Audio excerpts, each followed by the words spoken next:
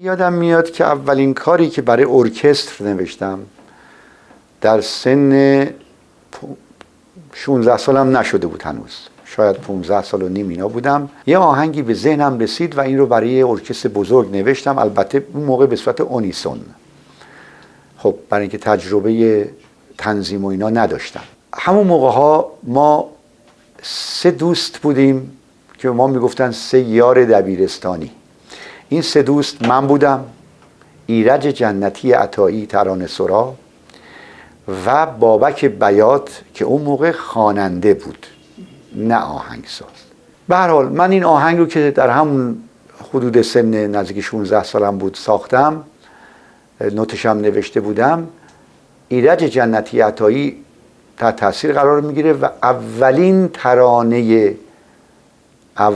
ترانه‌ای که به اصطلاح میسراید یا میسازه روی آهنگ من میسازه. اگر شما کتاب خاطرات ایرج جنتی عطایی رو بخونید که به چاپ چندمم رسیده، میبینید که میگه اولین شعری که من گفتم روی آهنگ میلاد کیایی بود در سال 1300 و تصور میکنم 40. و چه شعر قشنگی گفت، چه شعر قشنگی که من یادم میاد. بعد یادتون شعرش یادتون الان؟ طی شد خدایا جوانیم، به خاک و خون میکشانیم، عمرم تبه شد به بیقراری، تو شام تارم ندیده ای، چو بختم از من رمیده ای. در حال این رو من به بابک بیات یاد دادم چون صدای قشنگی داشت و ارکستری درست کردیم از نوجوانان و رفتیم رادیو این رو ضبط کردیم. توی مایه اصفهان ساخته بودم چون من اصفهان رو خیلی دوست دارم. اصلا معتقدم اصفهان اینقدر وسیعه که حیف حقش خورده شده میگن مایه یا آواز، باید بگن دستگاه اصفهان. حالا از مطلب دور نشم، این آهنگ رو ما همونطور که عرض کردم با ارکستر 17-18 نفر نوجوانان اون موقع هم که هم عشق داشتیم به موسیقی و هنر، رفتیم. برنامه رادیویی بود به نام احساس و اندیشه. آقای مهندس سیروس شهردار پسر مشیر همایون شهردار تهیه کننده این برنامه بود. خب ممکن بود کار ما ضعف هم داشته باشه، ایرادی هم داشته باشه این حرفا. ایشون شورای موسیقی رو متقاعد میکرد که بابا اینا حرفه‌ای نیستن، از دید حرفه‌ای قضاوت نکنید میخواید رأی بدید. منتها هر بار که ما برای آقای بابک بیات با اون صدای قشنگش که با ما میخوند آهنگ میساختیم، شورای موسیقی آهنگ و شعر رو تصویب میکرد، شورای موسیقی و شورای شعر صدایشون رو رد میکرد. گفتن برای اینکه ایشون شبیه یکی از خواننده‌هایی میخونه، درستم میگفتن، دقیقاً کپی یک خواننده‌ای میخوند که اون موقع‌ها یه مدتی گل کرده بود، خیلی هم خوب گل کرده بود و خیلی زود یه مرتبه از یکی از روستاهای شرق خراسان آمده بود. آی عروسه های دومات شما گل‌های نشکفته، مثلا یکی از آهنگایی بود که خونده بود. یا درای لای لای لای لای لای لای درای لای لای لای لای لای لای. روان بخش. قبل از ایشون ویگن خیلی تو دور بود به عنوان خواننده پاپ، ولی ایشون علاوه بر اینکه حالت پاپ داشت محلی و سنتی هم بود، بنابراین همه پسند بود صداش. یهو همه جامعه ایران رو مجذوب استاش کرد. روان بخش و صدای این بابک بیات عیناً، یعنی اگه کسی نمیدید فکر میکرد که داره روان بخش میخونه. بنابراین شورای موسیقی ما میگفتش که بابا جان ما اصل اینو کنار گذاشتیم، آخه این شبیه میخونه که نشد. که من اولین معلم موسیقی بابک بیات بودم در سال 1341 تا 43، 2 سال. هفته 2 جلسه می اومد خونه ما هم همه بچهای پایینی شهر بودیم. خونه ما امیریه مختاری بود و ایشون ذوق آهنگسازی آرام آرام آرام در او پیدا میشه. چند تا آهنگ برای خودش میسازه این حرفا، ولی چون نتونست صداش رو عوض کنه، به هر حال اون ذوق و شوق و استعداد رو متمرکز به ملودی سازی و بعد یواش یواش با هنرمندان دیگه مثل محمد اوشال که اون زمان در فرهنگ هنر بودن آشنا میشه، مثل واروژان که در تنظیم واقعا جزو کسایی بود که حرف اول رو اون زمان میزد، آشنا میشه و دیگه ملودیاشو برای ارکستر دیگه تنظیم میکرد. آهنگتون اجرا نشد یا شد؟ شد. چجوری شد؟ ولی کلامشو در آوردن، بدون خواننده پخش کردن. واقعا میلاد گردن من حق بزرگی داره. شاید که میلاد اون لحظه با من سولفژ موسیقی رو شروع نمیشن، من شاید اون موقع دیپلمم رو میگرفتم و میرفتم، شاید افسر ارتش میشدم، شاید یک کارمند عادی میشدم، یا شاید نمیدونم از یک راه دیگه موسیقی رو دنبال میکردم. اما لحظه ای که اپرا رفتم و خانم اقلیم باغچبان از من سولفژ امتحان میکردن، خب یه جمله‌ای به من گفتن که فکر کردن که خب من الان مثلا 4 ساله که دارم سولفژ کار میکنم و بعد از حدود 15 روز تمرین من جز تنورهایی بودم که تونستم اپرای کاوالریا روستیکانا رو اجرا کنم. خود جوش بودم استاد، خود جوش تو وجود من بود. اینم اضافه کنم که ما آهنگساز نیستیم. این یک غلط مصطلحی که میگیم آهنگساز چی؟ در طبیعت هست. حالا یک وقت لطف خدا شامل حال من میشه، مثلا من دارم رانندگی میکنم، همیشه هم کاغذ مداد و کاغذ نوت همراهم است، کاغذ نوت و مداد خودکار. مثلا یه ملودی داره میاد تو ذهنم، رانندگی رو میذارم کنار، اینو مینویسم اون سرفصلشو، بعد میام خونه تنظیم میکنم. یه روز داشتم در بندر زیبا کنار رانندگی میکردم، یه مرتبه دیدم یه نغمه اومد به ذهنم که تا قبل از اون نه جایی شنیده بودم، منتها الهام گرفته از طبیعت شمال. قبل از اون که از تهران می آمدم به طرف شمال و بعدم به طرف بندر زیبا کنار، شور امیروف، فکرت امیروف، آهنگساز معروف به اصطلاح شوروی سابق که زیباترین سمفونی به نام شور رو ساخته، در واقع پرداخته برای اینکه ملودی ها و نغمات زیبا و دلپذیر استانهای مختلف روسیه رو جمع‌آوری کرده، با یه پلای ارتباطی، با یه پاساژایی اینا رو به هم ربط کرده و یه سویت سمفونی به نام شور خلق کرد. من یهو به ذهنم رسید ما این همه استانهایی که داریم و چه نغماتی، چه ملودی های زیبایی در استانهای ما هست، چرا همش تک تک اجرا شده؟ چرا اینا به هم متصل نشده؟ این موضوع که عرض کنم تقریبا مربوط میشه 25 سال پیش.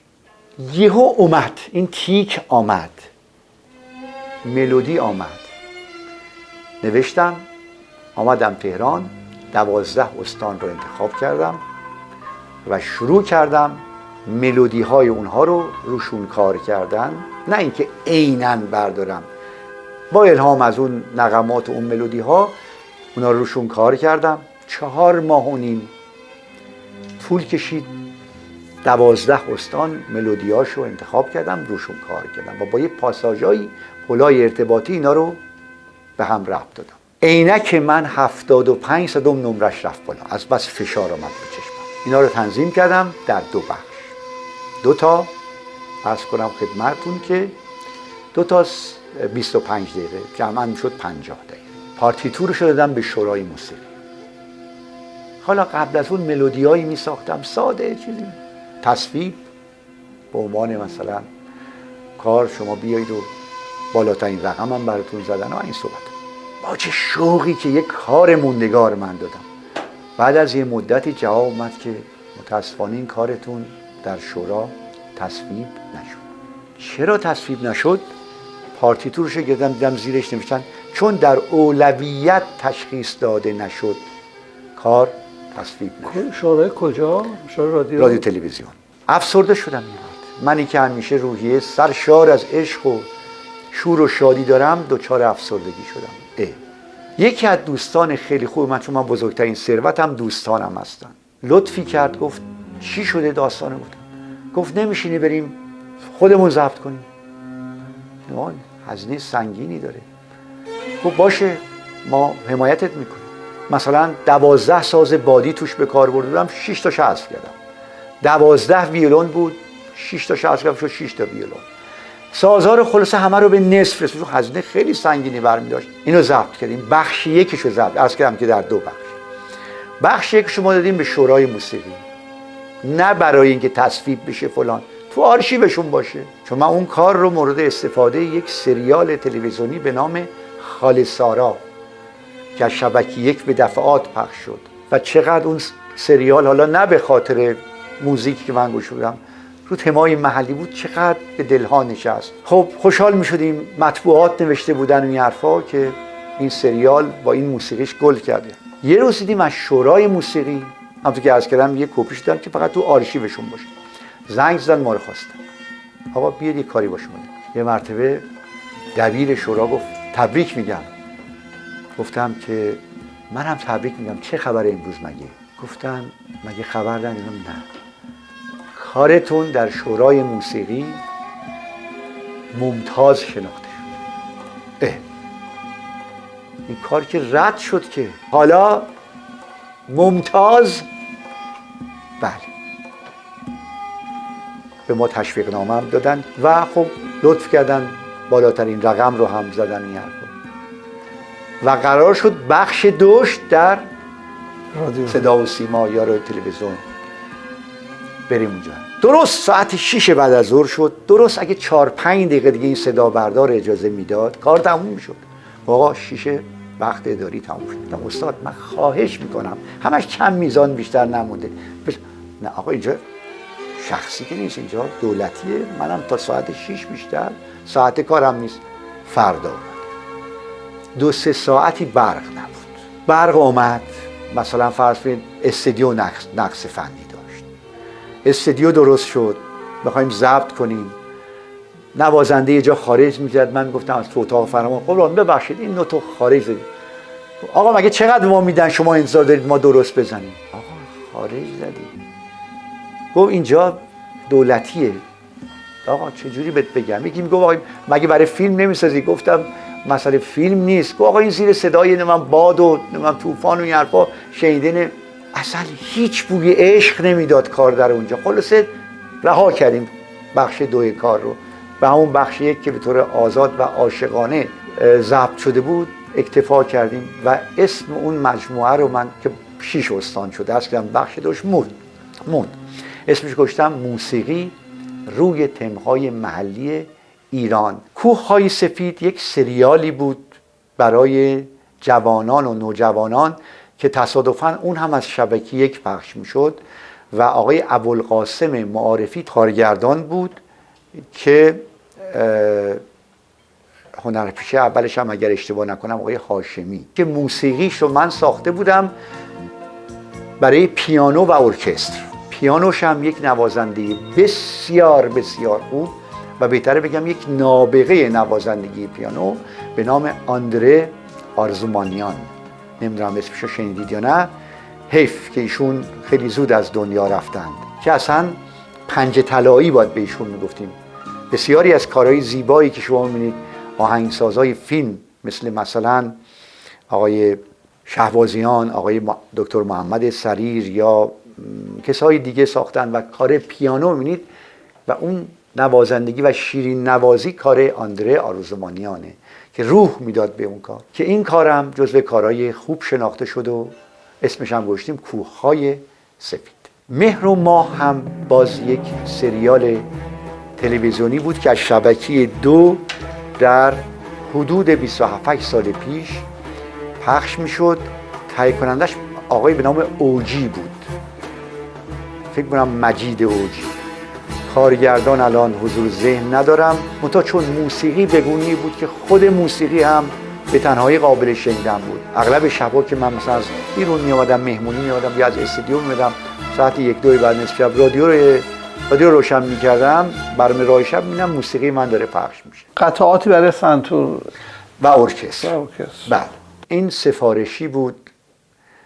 یک دوست بسیار عزیزی داشتم، روح شاد، شاگرد من بود، هم پیش من سنتور یاد میگرفت، هم میخوند، صدای خوبی هم داشت، منتها اون چی که میخوند نمیدونست چه دستگاه چه مایه‌ایه. ایشون یه روزی که در خونهشون یه ضیافتی بود و بسیاری از هنرمندا بودن، من یه قطعی رو با سنتور میزدم به اتفاق یک دوست هنرمندی به نام مجتبی میرزاده. ما با هم داشتیم میزدیم و این دوست ما احساساتیش گفت چیه؟ گفتم یه قطعی است آنه دوتا. گفت اینو بریم استودیو ضبط کنیم، چون سرمایه‌دار هم بود این دوست ما، وضع مالیش خیلی خوب بود. گفتیم خب حالا که شما دارید یه استودیو، اگه اجازه بدید به جای یه ویولون یه ارکستر بزنیم. خب چه اشکالی داره؟ بعد من شد قطعی برای سنتور و ارکستر که ویولون اولش رو هم مجتبی میرزاده زد و این کار یک کار خیلی شادی هم شد، به طوری که من یادم میاد در سالهای مثلا 32 سال پیش، 32 سال پیش، 2 سال از انقلاب بیشتر نگذشته بود، روزهای به اصطلاح سالگرد انقلاب از رادیو کار من پخش میشد، در حالی که من نه به رادیو داده بودم نه به نمیدونم از کجا تهیه کرده بودن و کارهای منو پخش میکردن.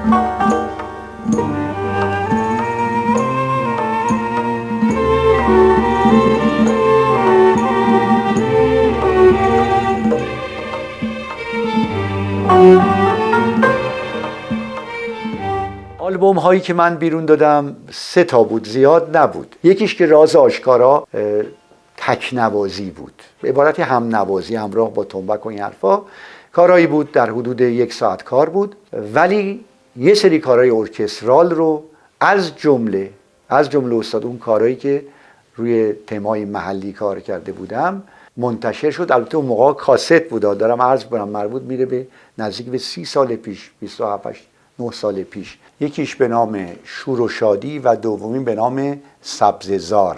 کارهای من رو به اصطلاح یک شرکت معتبری اینها رو به اصطلاح تکثیر کرد و خیلی هم طرفدار پیدا کرد، خیلی، چون اون موقع مثل الان هر آهنگی و منتشر نمیشد یا بازار نمی آمد. تکنوازی سنتور بود شور و شادی و سبززار به اصطلاح مجموعه از آهنگایی که اون زمان ساخته بودم. من میتونم به جرئت عرض کنم خدمتتون که شاید جزو معدود نوازندگانی باشم که با همه خواننده ها کار کردم. من یادم میاد 9 سالم بود به همراه پدرم در یه محفل هنری رفتم و ملوک زرابی اونجا بود، پرویز خطیبی هم اگه اسمش شنیده باشید اونجا بود، چون این خاطره رو پرویز خطیبی در کتاب خاطراتی از هنرمندان آورده و اشاره‌ای به اسم من میشه. من ساز میزنم و اینا احساساتی میشن و همینطور که رو زمین نشسته بودن و دور هم بودن، ایشون شروع کنه به خوندن با خانم دلکش، با خانم هایده، با خانم الهه، با خانم مرضیه، با خانم پوران، اما بیشتر از همه با آقای گلپایگانی و ایرج که هر دو هستن. اونا رفتن روحشون شاد. بیشتر از همه با این دو همکاری داشتم، بالاخص با اکبر گلپایگانی، زیرا من به عنوان سرپرست ارکسترشون در اقصا نقاط جهان که شون دعوت می شدن برای کنسرت، من سرپرستی گروهشون رو به عهده داشتم و میرفتم. تقریبا میتونم بگم که 3 بار به امریکا، 2 بار به کانادا و سراسر اروپا به دفعات و اغلبم برنامه‌ها با استقبال مواجه میشد، به طوری که به تکرار میکشید، خصوصا با گلپا که عرض میکنم خدمت. این اشاراتی که کردم با اکثر خواننده ها من همکاری دوستانه داشتم. در محافل و مجالس هنری ساز زدم، به اون ترتیب بگم، باید بگم با همه، با استاد بزرگوار عبدالوهاب شهیدی، با خواننده بسیار خوش آوا یعنی گلچین، که آدم وقتی داره شعر میخونه معنی شعر و آواز رو حس میکنه، کلام رو میشنوه آدم.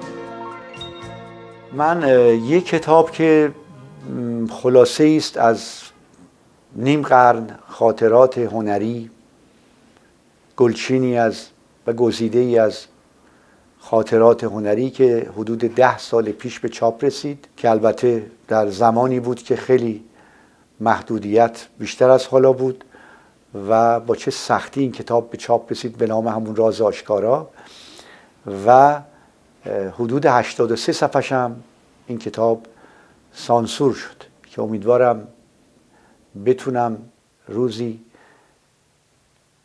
این 83 صفحه رو یه جوری بتونم به اطلاع این مردم گرامی برسونم، چون زندگی و مرگ بعضی از هنرمندایی بود که برای خیلی ها ناشناخته موند، ناآگاهانه از دنیا رفتن، مثل محمودی خانساری، مثل استاد تنبک که الان شاگرداش برای خودشون استادند، یعنی امیر ناصر افتتاح. واقعا اشک انسان در میاد این چه جور شد، چقدر دردآور مرگش. اینا رو همه رو من نوشته بودم که متاسفانه سانسور شد. حالا در کتاب دیگه ای که اسمش رو گذاشتم دل به دریا زدن دم نزدن میخواهد، این کتاب در فرانسه در حدود ما 6-7 سال پیش فرستادیم که اونجا به فارسی منتشر بشه، به اضافه این 80 و چند صفحه‌ای که از این کتاب راز آشکارا سانسور شد اضافه بشه. و البته کتاب‌های دیگه هم برای آموزش موسیقی، تئوری موسیقی و قطعاتی که ساخته بودم نوتش منتشر شد. که اینا اسامیشو بگین. قطعاتی برای سنتور تألیف میلاد کیایی. تو آثاری که شما خلق کردین موفق ترین اونا کدوم بود؟ این سوال رو استاد بارها از من پرسیدن. اول اینو واگذار میکنم به شنونده، اون بگه کدوم بیشتر دوست داره. اما اگه از من بپرسی میگم هنوز بهترین کارم رو نساختم. کدوم تو جامعه موفق تر بود؟ مهر و ماه که در واقع یک قطعی بود روی قطعه 7 ضربی و با یه ارکستر خیلی بزرگ، یه ارکستر بیش از 40 نوازنده رو اجرا کرد که در شورای موسیقی وقت هم مورد تشویق به اصطلاح خاص و ویژه قرار گرفت. به ما یه نامه مخصوصی هم دادن به عنوان قدردانی و تشویق اینا. این قطعه بسیار جزو یکی از کارهایی است که اهل فن خیلی ها پسندیدن، ولی خود من هنوز معتقدم هنوز بهترین کارم رو نساختم. الان رو چه پروژه کار میکنه؟ در مورد آهنگسازی که باید عرض کردم پا بده بیاد به ذهنم بنویسم که گاهی اوقات شب نصف شب یومینم یه ملودی اومد به ذهنم، یه نغمه اومد، پا میشم نوتشو مینویسم، بعد سر فرصت میپردازم به تنظیمشو و بعدم ارکستراسیونش. اما بیشتر الان وقت من صرف تدریس میشه. من الان در حدود 170-80 شاگرد دارم و جالبه که اکثر اینها نوازنده هستن، یعنی 20 سال 25 سال 30 سال ساز میزنن برای دوره عالی یا فراگیری کوک. چون میدونید که من جزو اولین کسایی هستم که تو ایران کلاس آموزش کوک گذاشتم. هنوز من سراغ ندارم کسی دیگه این کارو کرده باشه. این کارو من در حدود 15-16 سال پیش این ابتکار رو به خرج دادم و نوازنده های زیادی از شهرستان ها، حتی گاهی اوقات از کشورهای دیگه، از دبی، از امارات، از عرض کنم خدمتتون که کشورهای همسایه ترکیه، اینا ایرانیایی که اونجا سالها ساز میزنن میان ماهی یه بار اینا اونا میان و به آموزش کوک سنتور به طرق علمی و عملی و تجربی.